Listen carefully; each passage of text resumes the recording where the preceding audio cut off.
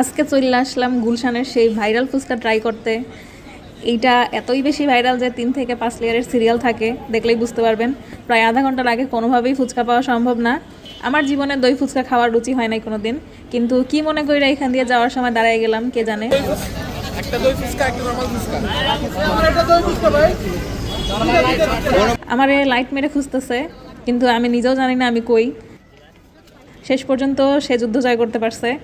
এই জিনিস দেখতে খুবই অ্যাট্রাকটিভ, কিন্তু লাস্ট পর্যন্ত দেখেন প্লিজ।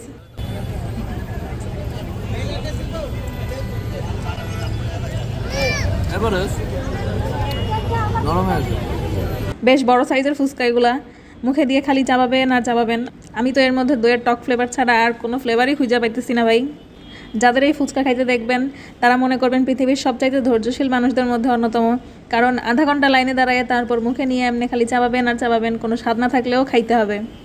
আর যারা এই চিজ শেষ পর্যন্ত খাবে তারা তো মহান। সবচাইতে বড় কথা হইলো খাইতে খাইতে লাস্টের ট্রে থেকে এভাবে কাঁচায় খাইতে যদি কোনো সমস্যা না হয় তাইলে যায় খাই আসবেন।